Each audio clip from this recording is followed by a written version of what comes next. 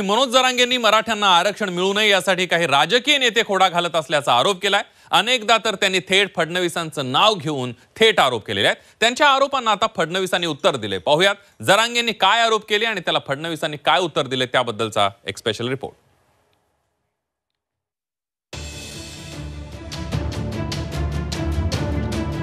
आरक्षणात अडथळा आणला असं शिंदे म्हणाले,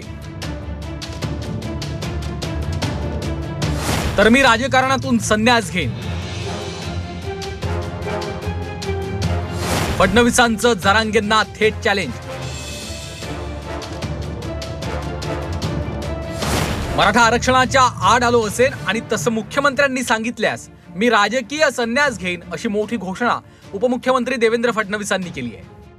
मुख्यमंत्री एकनाथराव शिंदेजींनी जर असं म्हटलं की मराठा आरक्षणाकरता कुठलाही निर्णय घ्यायचा त्यांनी प्रयत्न केला आणि तो प्रयत्न मी थांबवला, तर त्या क्षणी माझ्या पदाचाही राजीनामा देईल आणि राजकारणातून देखील निवृत्त होईल। याचं कारण एक लक्षात ठेवा, आजपर्यंत मराठा समाजाकरता जे काही निर्णय झाले ते एक तर मी केले, नाहीतर शिंदे साहेबांनी केले आणि शिंदे साहेबांच्या पाठीशी भक्कमपणे मी उभा राहिलेलो आहे। त्यामुळे अशा प्रकारे जाणीवपूर्वक नरेटिव्ह तयार करण्याचा प्रयत्न अतिशय अयोग्य आहे। मी पुन्हा एकदा सांगतो, शिंदे साहेबांनी जर या ठिकाणी सांगितलं की मराठा आरक्षणाकरता त्यांना निर्णय घ्यायचा आहे आणि त्या निर्णयामध्ये मी अडथळा निर्माण केला आहे, मी निर्णय होऊ दिला नाही, त्या क्षणी राजीनामा देईल आणि मी राजकारणाचा संन्यास देखील घेईल।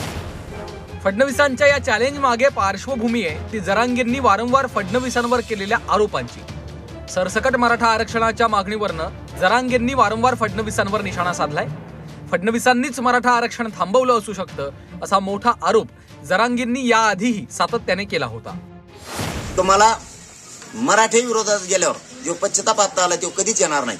आमचं आरक्षण द्या, पण तुम्ही जर नाही दिलं तर तुमच्या आयुष्यातला सगळ्यात मोठा पश्चाताप असेल, पण त्या दिवशी तुम्ही संपलेला असाल। एक सुद्धा सीट राज्यात निघून देणार नाही, एक सुद्धा। तर दुसरीकडे जरांगेंच्या आरोपांना आता फडणवीसांनी थेट उत्तर दिलंय। देवेंद्र फडणवीस यांचा मराठा आरक्षणात सक्रिय सहभाग आहे। मराठा समाजासाठी घेण्यात येत असलेल्या प्रत्येक निर्णयात फडणवीसांचा सहभाग असल्याचं मुख्यमंत्री शिंदेंनी स्पष्ट केलंय। त्यांच्या म्हणण्यामध्ये तथ्य आहे, वस्तुस्थिती आहे।